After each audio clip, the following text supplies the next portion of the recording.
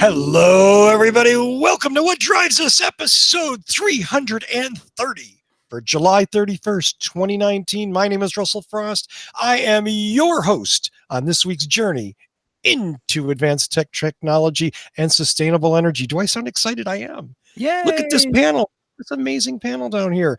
Killer panel. Great news. Let me do the intros and we will get this show on the road. My wingman on this show, my friend in Chicago, Mr. Tony Schaefer.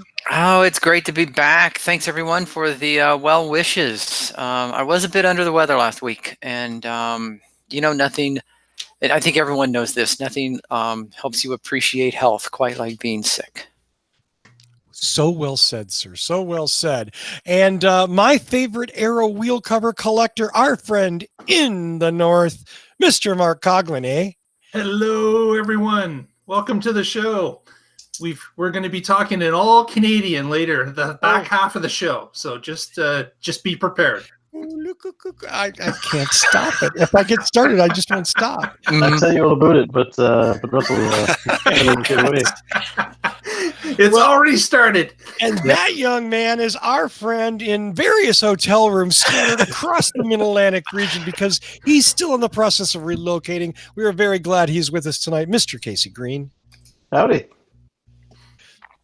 Howdy, Casey. Yeah. So in my adventures, we changed hotels, looked at the houses, love the new job, can't talk about it.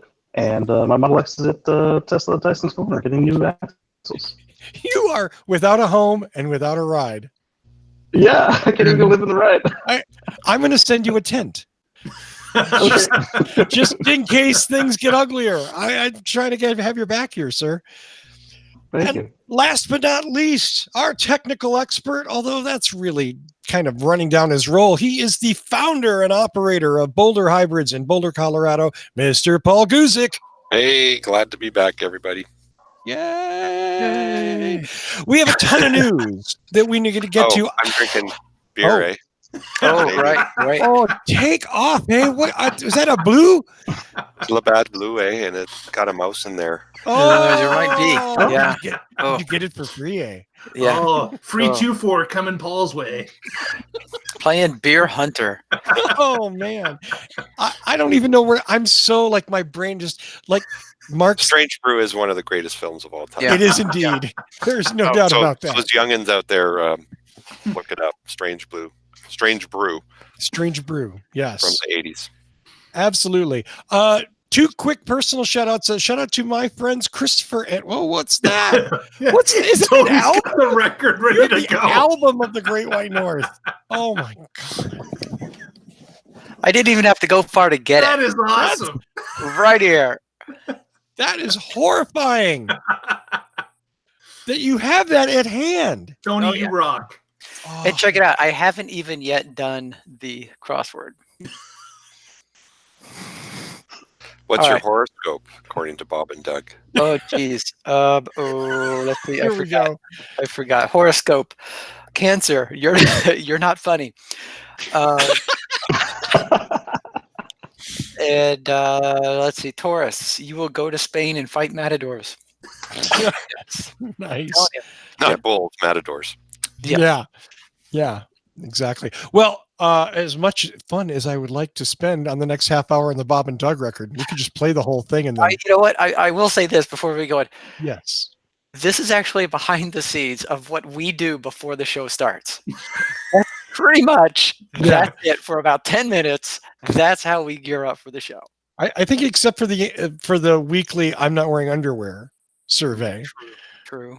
But did that get uncomfortable for everyone? Man, did you have to go there? Everyone got really quiet all of a sudden. Like, whatever, dude. Camera's up here, right? I mean, what are you worried about? Relax. Nobody knows whether or not you're wearing pants. Ever.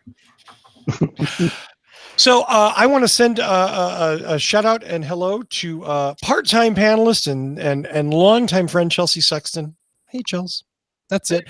And I also want to have a big thank you to my friends Chris and Elaine for helping me.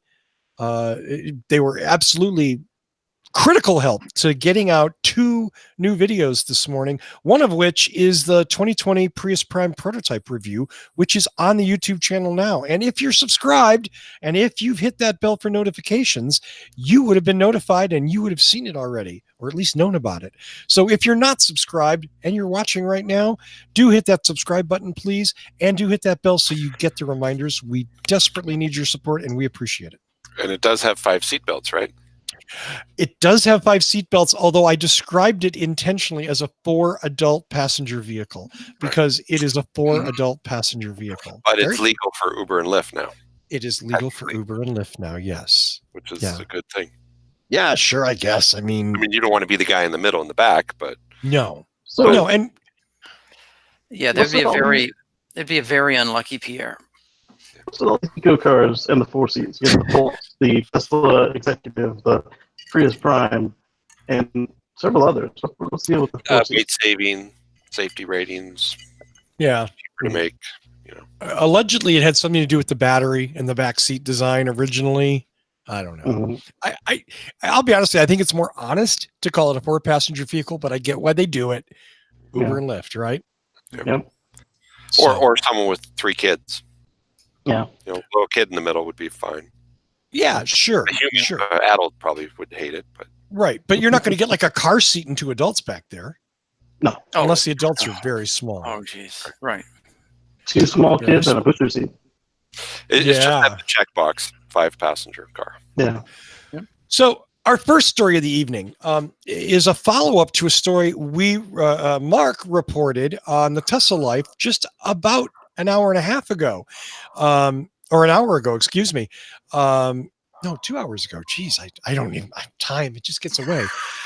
Anyway, at the time, the holder of the EV Cannonball Run record was a Swiss family who, oddly enough, had come on vacation, rented a Tesla, and decided to break the. I'm sorry? Was their last name Robinson? I hope so. I'm going to call them that no matter what. So anyway, the Swiss Family Robinson record held up for a day, and 2 young men in a slightly modified Model 3 long-range all-wheel drive broke the record by not 2 hours, but 5 hours. I think these might be the ones I was thinking of the first time around. Let's see. I'm sorry?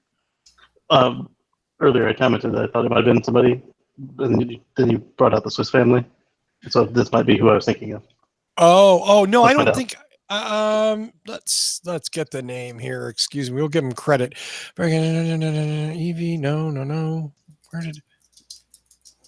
Where did it go? No, they're mentioning Alex and Dan. That's not the right people. Geez, you would think like they would put the names of the people who just broke it. It was 2 young men. And Kyle Connor and Matthew Davis. That's them. Oh, okay. Well, those there you guys, go. Those guys. Kyle Connor and Matthew Davis took their Model 3 from New York to LA in just 45 hours and 16 minutes. Nice. So, as Alex Roy graciously said, records are made to be broken. So and how many miles and what's their average speed per mile? 2,800. Yeah, it's all extra legal. I mean, the Swiss Family Robinson did it in just 25 less miles than Alex Roy did. It was like 28.35 and an average of 58.9 miles per hour. I don't have the specs on the 2 daredevils that Casey knows. Other than the time, it didn't say how many miles and what their average speed was. So I assume they're saving that for their video. Well, if it's about 2,800 miles and they took how many hours? 45. So what's 28 divided by 45? 2,800 divided. Dude, I was an art major. Okay. Let's see. 28. We'll call it 35 divided by while you're doing the math, 63 miles per hour. Okay. You'll find them at the Out of Spec Motoring channel on YouTube. There you go. Mm-hmm. So there they are. Another record falls. And the next story goes to Tony Schaefer. I would like to share with everyone a picture. No, Tony, you're not wearing underwear, remember? Right. Well, that's what this is. This is a follow-up to the who's wearing underwear thing. So here is a picture of some scooters. What could be a relatively nice scooter with an unfortunate name. I'm sorry, it just screams Chinese crap plastic.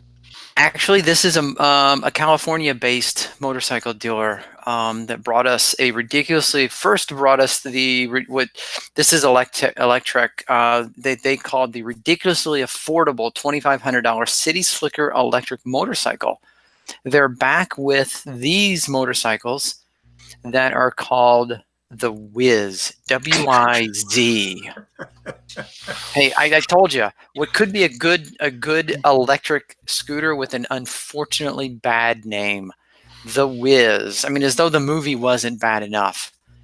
Now we have these scooters. But the cool thing about these scooters is that they are going to be a little more affordable, $2,500. They say plus $350 for shipping and that. But so check it out. They'll go up to 43.5 miles per hour. So I mean, they're not made for interstate use or whatever. I mean, look at the wheels. The wheels are tiny. Yeah. But so they did a driving review and said that they will do the 33.5 miles an hour, or sometimes 45, and they said maybe even 50 for conversion. 30 or 43 and a half is 70 kilometers an hour. And the distance is 30 to 40 miles, so 50 to 65 kilometers. Which, if you're just tooling around town, you just want to get to the grocery store, or you just want to get to the library, or in my case, to the craft brewery and back. What do you say, airport? The beer store. Yeah, the beer store, exactly. If you're going to get to the craft beer store, this is more than a capable little scooter for that. $2,500 for, let's say 30 to 40 miles of range, up to 40 miles an hour. Yeah, this is a really great thing. I would run out and buy one of these. It's a great price point until it breaks. Yeah. You can't get parts for.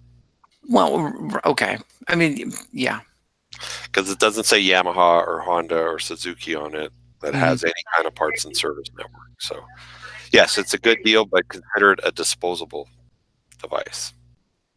Yeah, or, if it breaks, you ship it back to California and pray to God that something should happen. So, I don't know. Okay, you're right. I got nothing. I'm the realist here who has to fix broken stuff. So yeah, I was going to say, the guy who spends his day fixing stuff, probably. So if you break one of these in the front bridge, I forgot what it's called. Front range, drop it off at Boulder Hybrids. And we'll grind it up into scrap.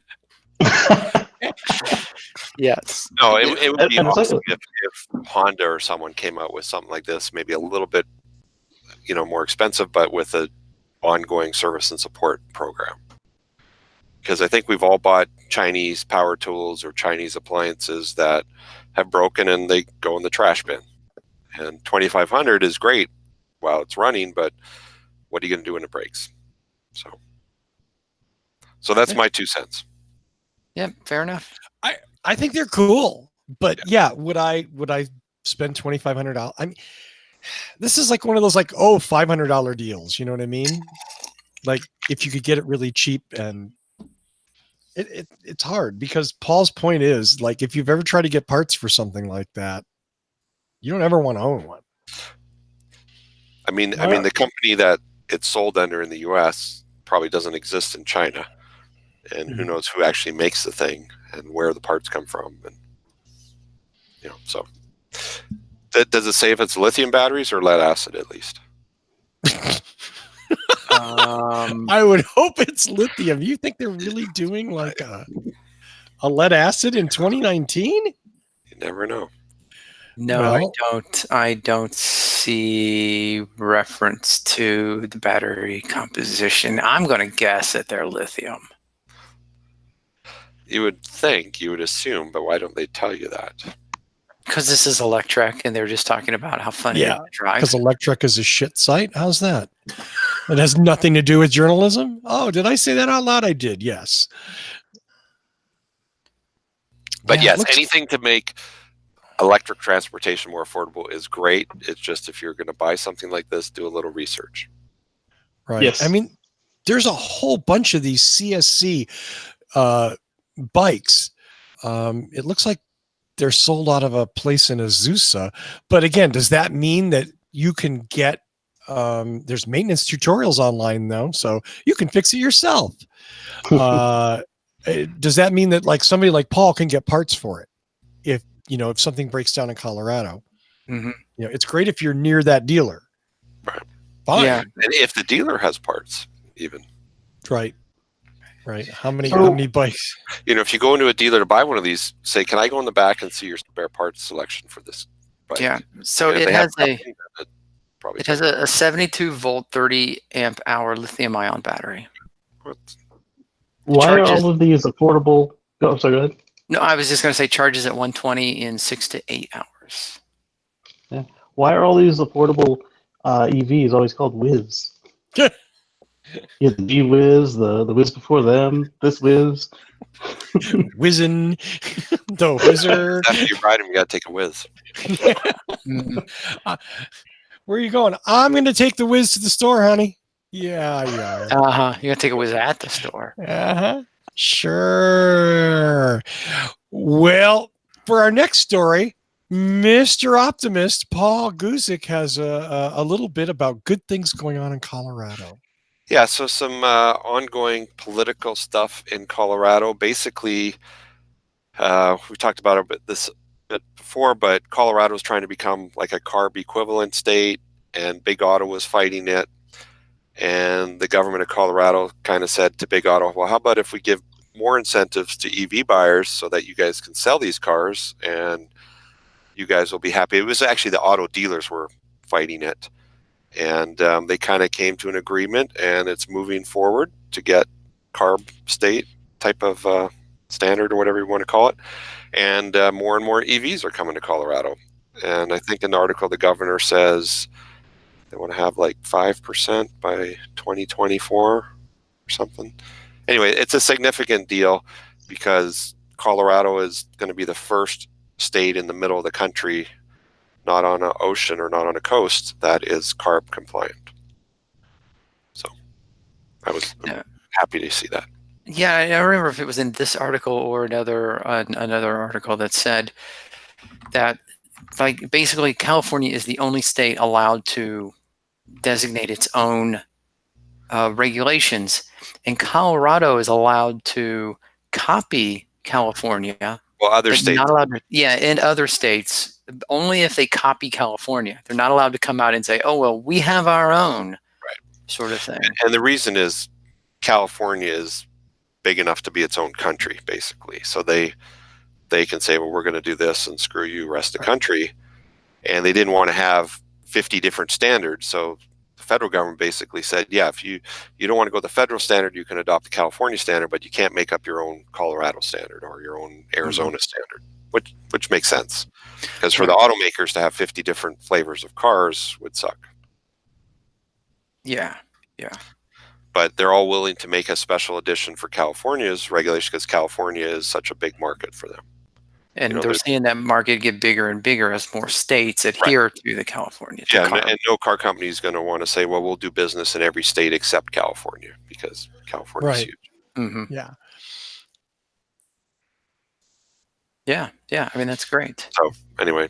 That's good news. Good on you, Colorado. Yeah, very cool. Once again, Colorado's a leader in good things, and it would be nice to see other states follow them, adopt these CARB standards so that it wasn't as much of a checkerboard, It would be better for all of us. Yep. Our next story is... Back up a bit. The headline in the paper yes, was sir. hitting the gas on electric cars. It was too. Yeah, nice. So the I'll be still media looking at this one. has not quite caught up to the Somebody, no, I revolution. think somebody patted themselves on the back very hard for this. Yeah. Way too clever. Yeah, Way very too clever. Well, I'm sorry. Our next story does not have the positive spin. This is kind of a sad story, and we go to Tony Schaefer. Yeah. So this is from The Guardian, and the headline on this one is "While the Planet Overheats, Ohio's coal industry gets a bailout." Yeah. So Ohio has not earned itself a very good record when it comes to alternative fuels and weaning itself from fossil fuels. So we have Leah Stokes of the Guardian here writing an opinion piece, and starts with, "I have spent 5 years investigating state efforts to roll back clean energy laws. Ohio just passed the worst legislation yet." So basically what they did is, and I'm really going to summarize because it's a pretty good article, and like every sentence, every paragraph is packed with information. Basically, the Ohio state legislators have received millions and millions of dollars from fossil fuel, and power plants. And they keep saying the nuclear plant and the coal plants have said, "Oh, we're losing money, we're losing money." And so watchdog groups have said, "Oh, that's too bad. Show us your paperwork." And they've said, "Nope, we don't have to, but we're losing money, we're losing money."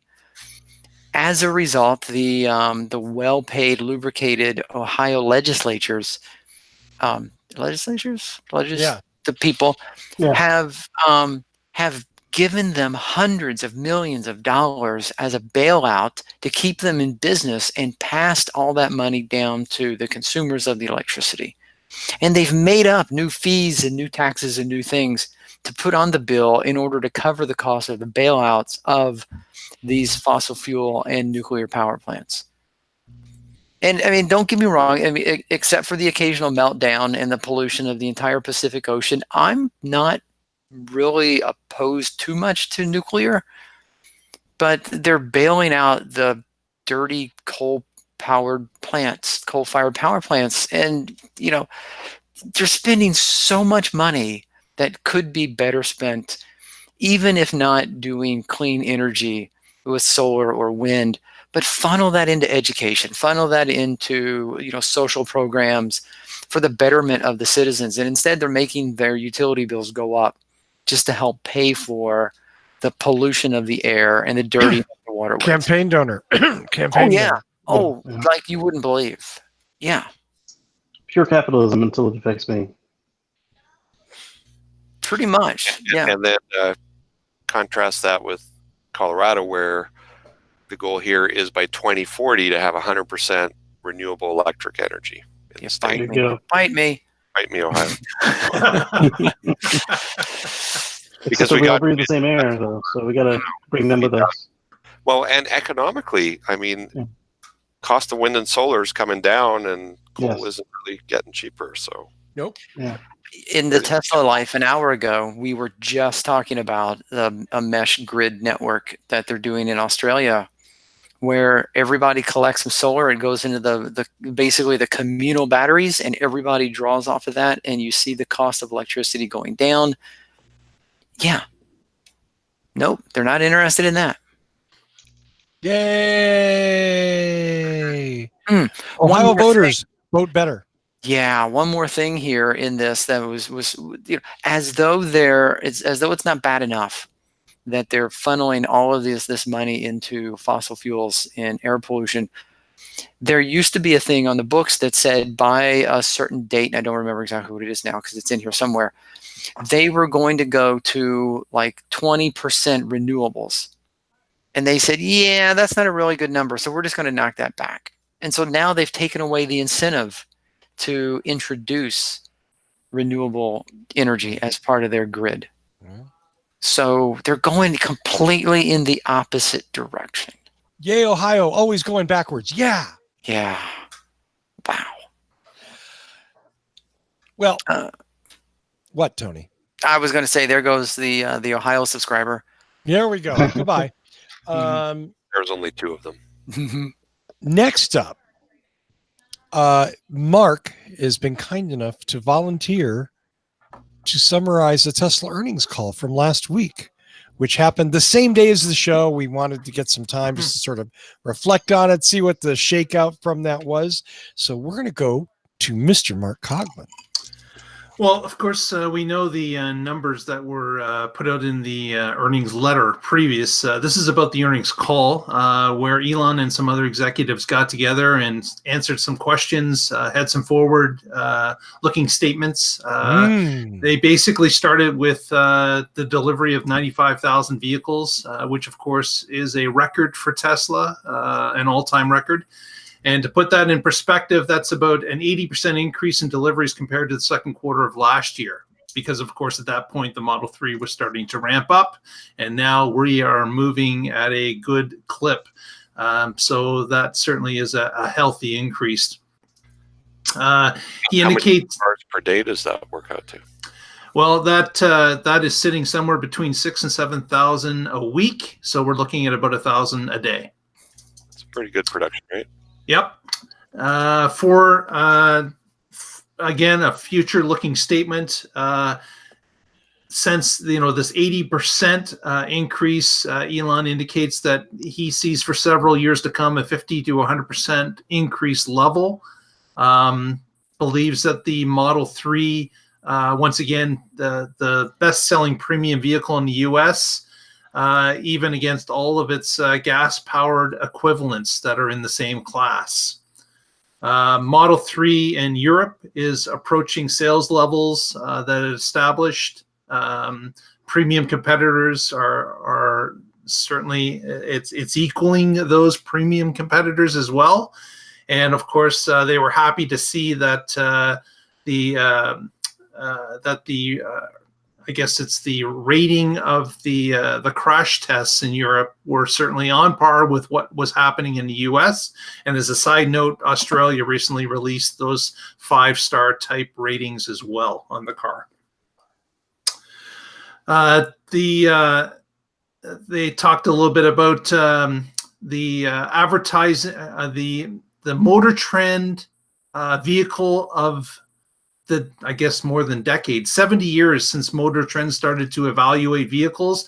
They awarded the Model S as their top car amongst the 70 years of evaluations that they've put out there. So that was a big honor for Tesla, even though Tesla does not advertise directly in Motor Trend at all.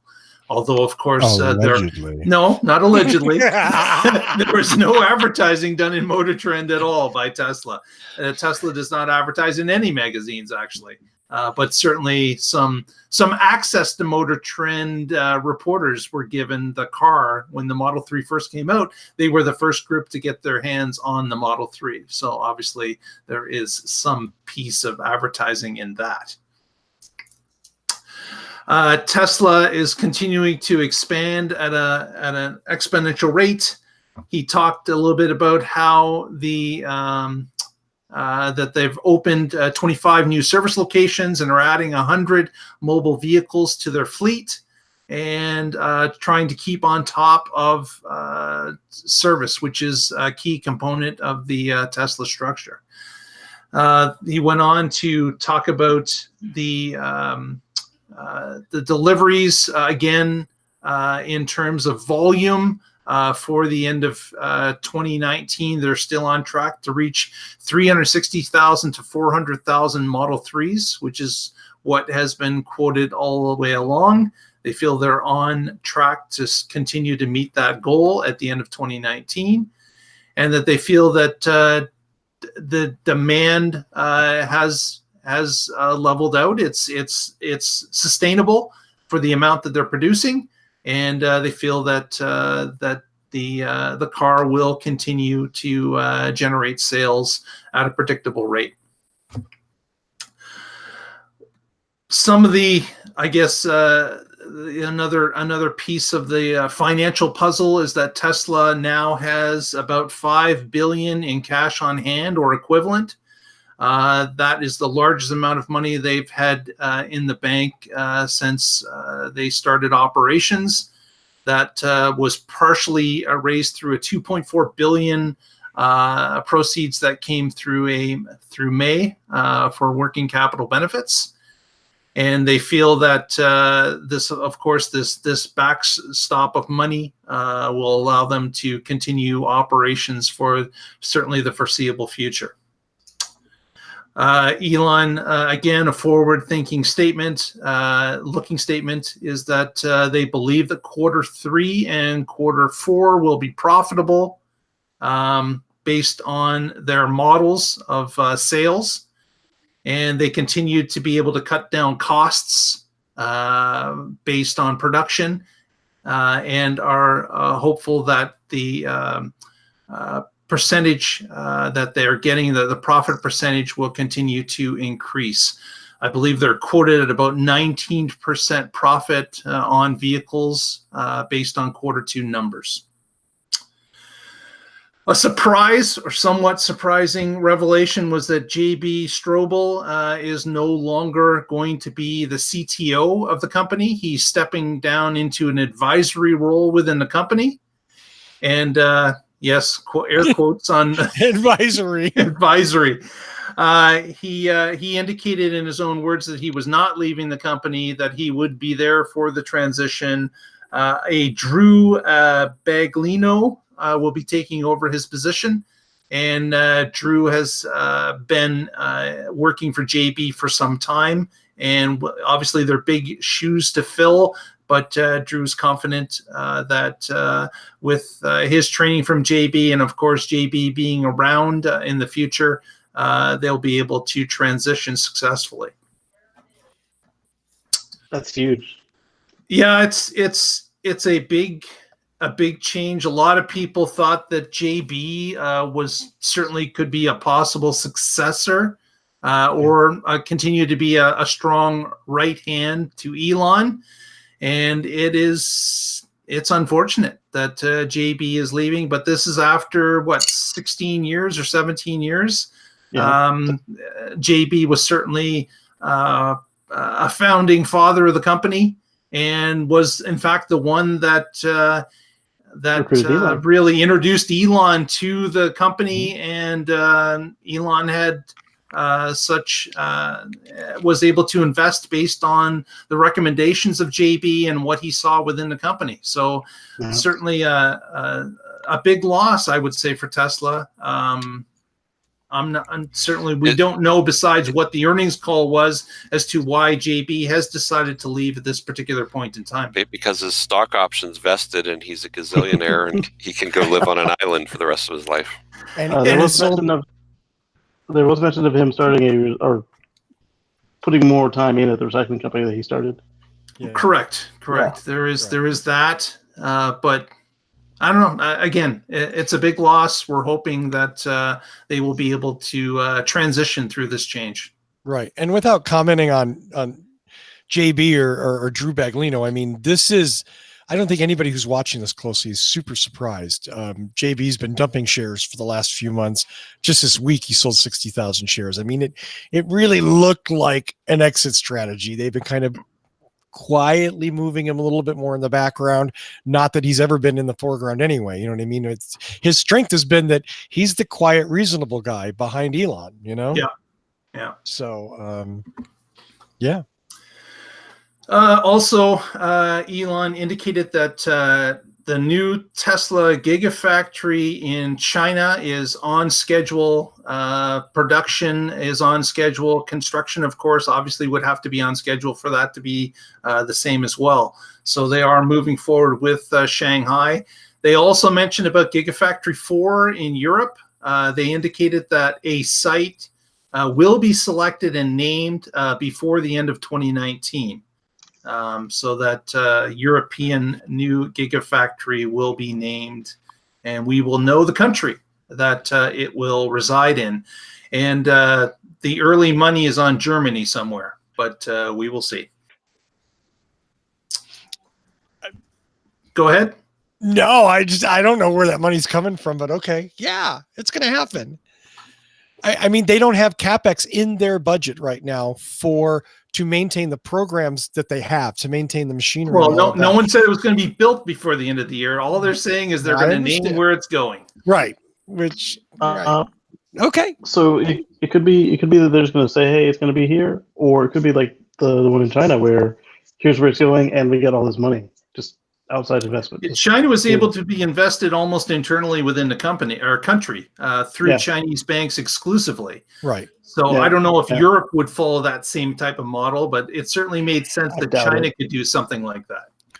Well, now the downside to that, though, is we found out as well through filings that Tesla's paying $320 million annually to the Chinese for that factory.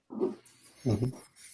So, well, you got to pay the piper in some way. The loan is not free. That's right, for sure. right. The Chinese aren't doing it for free. I totally get that. I'm not saying they should, or they are. I'm just like, we found out what the price of that was. Yeah. And when you start dividing that number into X number of cars, I mean, that's almost $1 million a day. Yeah. Yeah. It's a lot of batteries. Yeah. But it's also one of the largest markets, so hopefully it pays off. That's almost how much I earn. Why are you here, Tony? Just because he loves it. Yeah. Speaking of batteries, there was discussion about a rapid increase in battery capacity that Tesla was basically going to be shipping off to Tesla Energy. Elon talked about a rapid increase in production of battery. He also alluded to the battery day that Tesla said was going to happen in late summer, and said that is probably, we're looking at somewhere between September and October for a date for battery day to talk about this rapid increase in production and what they're planning on doing with, basically a huge 35 times the amount of batteries they're currently producing, what they're going to be doing with those batteries and how they're going to get it to that type of production point. So we will see. We will see. So can I speculate on that thing? Absolutely. We've mentioned before, and it's been mentioned in several articles in the past, whether or not, and you got to hear me out on this, whether or not Tesla is a car manufacturer or a battery manufacturer using cars to sell their batteries. We've mentioned their battery chemistry, their battery manufacturing capabilities, their battery packs, their battery walls, their, everything. So are they a battery company? Yeah, I think they're both. I mean, they're a good car company and a battery company. This It's is like the first. they're a razor company. They're not a shaver company. It's a floor wax and a dessert topping. That's right. Wow. For you old people out there. Got a show title right there. Elon also got into the discussion through a question about Model S and X demand. He admitted that there could be some cannibalization going on between the Model 3 and the prospective Model Y, and how they're eating possibly into the sales of the S and the X. I blame YouTube. I'm sorry, Casey? I blame YouTube. Okay.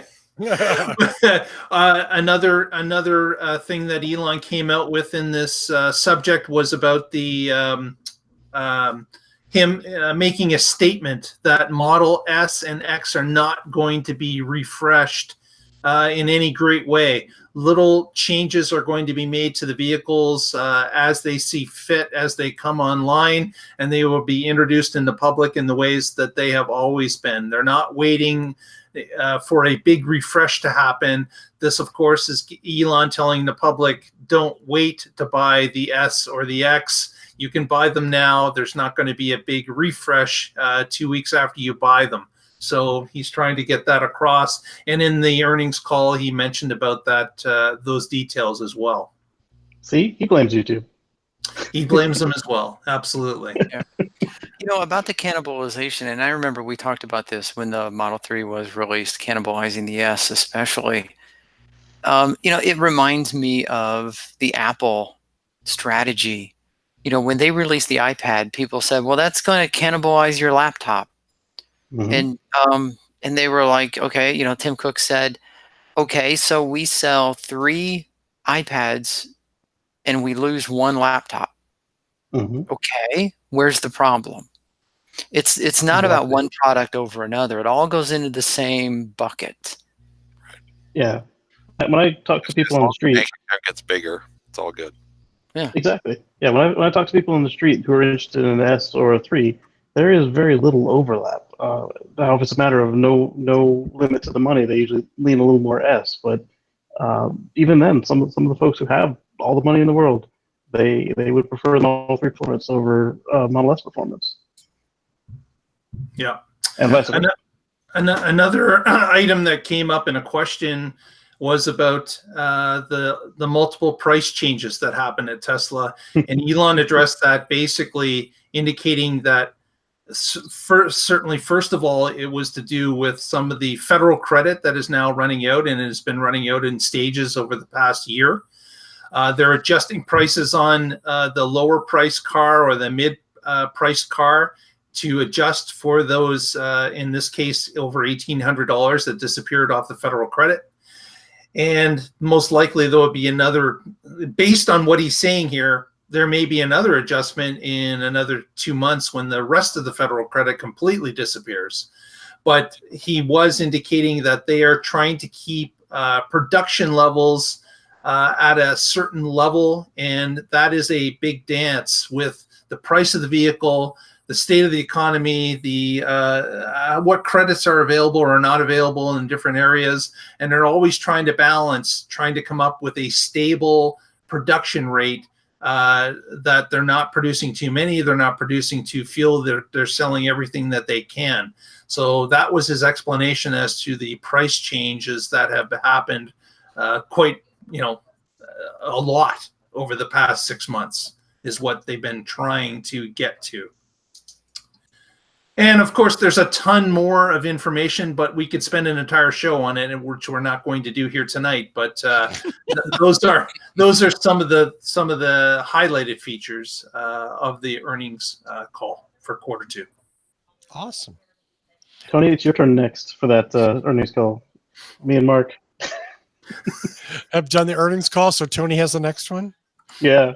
Okay. Yeah. Don't hold your breath. All right, I'll get the next one, Mark. Yeah. Oh man. No, I mean the earnings calls are usually in the middle of the day. Late in the afternoon with Tesla yeah, usually. But that's okay, Tony. They record them, and you can read them later. Yeah. Yeah, In that's stereo. Yeah. yeah. I don't like reading. There's so- just nothing like a 3-hour-long Tesla earnings call, Tony. That's right. yeah, that's what scares me. And you can't play Elon at 2x because it becomes unintelligible. Oh, it's like a chipmunk on speed. Like stutter. Stop. Oh. Well, I'm gonna get email on that one, aren't I? Yes, you are. You might lose him as a subscriber. Yeah, why did I say that out loud? That was supposed to be inner narrative. You can make a show title, Elon the Chipmunk on Speed. I'm writing it down. Oh no! Well, speaking of show titles, everybody in the chat room and watching, if you would be so kind, please, as to hit that subscribe button. That helps us enormously. Also, hit that bell so that you get notified when we produce new content, like the weekly show, like the Prius Prime prototype review that I just posted this morning. Mark, I got to hit you up again because you got the next story, my man. Yeah, and this will be a quick one, but I found this very interesting. This is in Long Beach, California, at the docks. The port of Long Beach, of course. You've seen these probably in pictures or in video before, where you've got these little short rigs that move containers that come off ships into different areas. What Long Beach is doing is, with a grant from the from California, they're going to be putting together 33 fast charging units, which are basically just trucks, like the bottoms of trucks that containers will be loaded on and then autonomously delivered to the different areas of the docks for disbursement within the state and outside the state. So these vehicles are going to be just basically the flatbed trucks. You'll be able to drop a 40, 45, 48, 53-foot container on top of them, and then they will take them to different parts of the port for storage and then shipment out by other vehicles.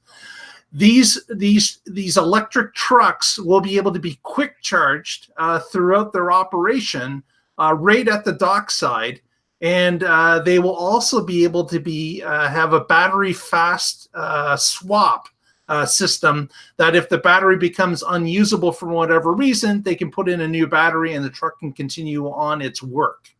This is a really interesting way of handling transportation in a port, which typically is done by small diesel shuttle trucks now, and that typically fill the port with diesel fumes as they put around moving these containers from different locations off ships into storage areas.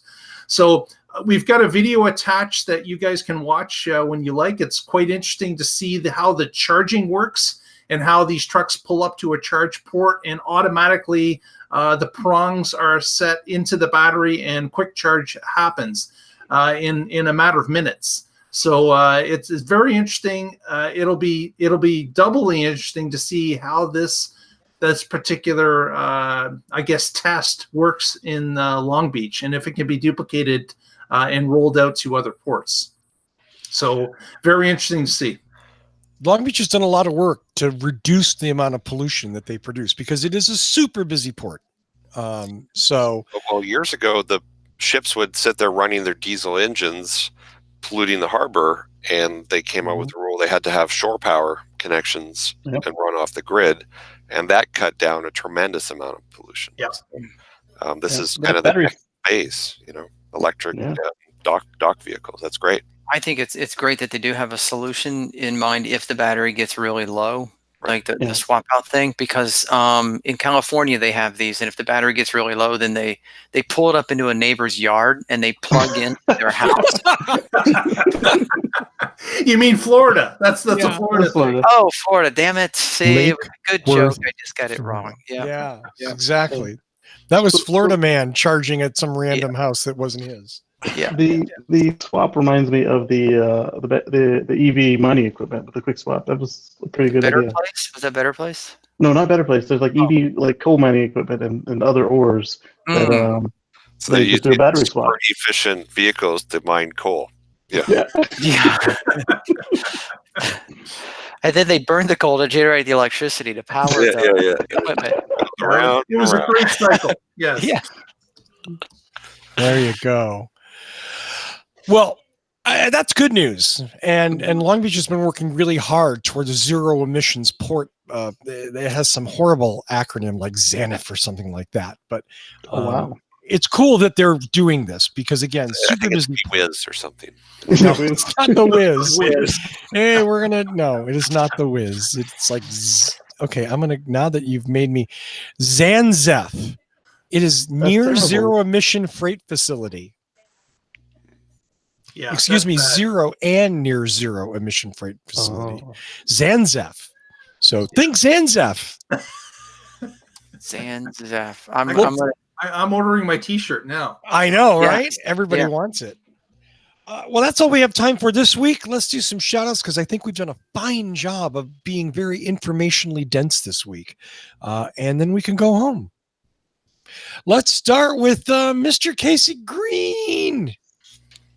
Go home. Rub it in. Oh, poor Casey Green living in a tent in Alexandria, Virginia.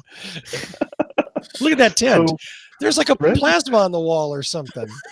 It's a hotel flat screen. So you can find me at youtube.com/CaseyGreen.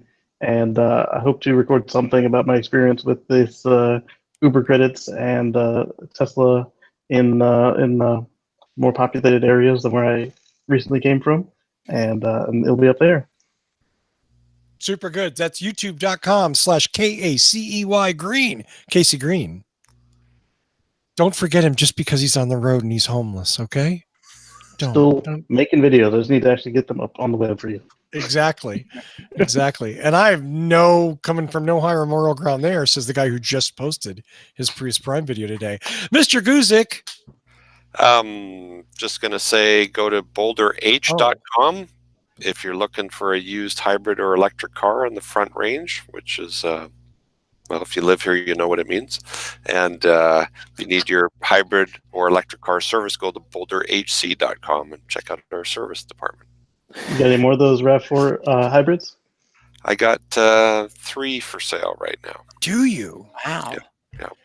Oh, these are the Tesla ones, right? No, the hybrid. No. These are the hybrids. I'm sorry. Yeah, don't buy a I was just going to say, you're selling those? Okay. no, I'm selling For the hybrid. Okay, sorry, I got all excited there for a second. Speaking of exciting, Mr. Airwheel himself, Mark Coughlin. Just a note for anyone in the KW area that's interested. We are exhibiting EVs at RibFest on August the 10th. So come on down and see some EVs. Talk to some owners. Figure out why it's worth owning an EV in the region. Cook the ribs on the exhaust manifold of the EV. Oh, you can't do that. Put on a gas car. We did that last year, Paul, and it just took way too long to cook. You gotta talk EVs with rib owners. Yep. There's some overlap, probably. A little I bit. just love that. Like Rib Fest. Not like we're going to like Green Fest. We're going to Rib Fest. Yeah. Yeah. That's I want to have some delicious smoked meat. And I do. It's going to be one of those. It's going to be like a timeshare. First, you have to listen to a 45-minute presentation on electric vehicles. Then you can eat your ribs. Cook it on the heat exchanger for the fast charging. There we go. Sure. Or the handle. And find out all our events by visiting our Twitter feed at WREVA Group, and you can see what we're doing there. There you go. Super great account to follow. WREVA Group on Twitter. Yep. Definitely do that. Tony Schaefer, my man, bring us home. Shout out, as usual, to everyone in the chat room. Thanks for spending an hour with us. We really do appreciate it. A lot of good stuff out there. Do we get a title? I'm sorry. Yeah, we have some show title options. One, Don't Whiz on My Scooter. We have Ohio digs coal. Ohio going backwards. It's a floor wax and a dessert topping. There you go. And Elon the Chipmunk on speed. Is there any consensus as to which one? I mean, Mark seems very enthusiastic about floor wax and dessert. Yes, I like the floor wax and dessert topping myself. Okay. Yeah, we'll go with the old humor. Yeah, and I'm glad I'm not the only one that gets that. And a special shout out to two of my friends. Yay! Rick Moranis and Dave Thomas, of course. These guys. Woo. Otherwise known as Bob and Doug. And Geddy Lee. Oh. Wait, I forgot. $10 is $10. $10 is $10. Yep. Take off, hoser. Thank you, Lee Moon. And speaking of bass players, bass players. There we go. There we go. Lovely. Anything else, Tony? I'm sorry. Oh my God, manthing.com. Oh, yeah, that guy. That bass player. Yeah, well, whatever. Yeah. And we said not CD Baby, right? Not CD. Anything but. So as always, thanks to Michael Mannering for his theme music. Visit him at manthing.com. Buy his CDs everywhere except where? CD Baby. Don't buy on CD Baby. Russell, what do you really think about CD Baby? I love Michael. Michael is my dear friend, and he's a wonderful guy, but I hate CD Baby. And I'm glad that they're pushing his music because there we go. But yeah, I hate CD Baby. As always, of course, we are at What Drives Us in social media. You can find us at facebook.com/What Drives Us. We are at What Drives Us on Twitter. Most importantly, well, maybe not most importantly, but very important, if you want to support the show, you can do so for less than or for $1 a month, that's less than 25 cents per show. $1 per month. Patreon.com/whatdrivesaShow. That's patreon.com/whatdrivesaShow. We would love your support, and we need it. So thank you. YouTube.com/whatdrivesus. Again, sign up, subscribe, and get the notifications so that you get to see cool things like the Prius prototype review, which I hope is cool. Actually, I haven't looked at the reaction yet. I always worry about, like, you're such a jerk. Why don't you do? Just put it out there and ignore the haters. Yeah, you just, that's what you do. You just you do your best. You put it out there and you go. I tried to do, well, I'm not even going there. My thanks to this incredible panel. That is Paul Guzik, Casey Green, Tony Schaefer, and Mark Coughlin. Thank you, gentlemen. Thanks to everybody in the chat room. And of course, as always, thanks to everybody who watch. You're the reason we do the show, because without you guys, well, we'd probably just come here and get drunk anyway, but it's more fun to do it for somebody else watching. So yeah, until then, download us next week and find out what drives us.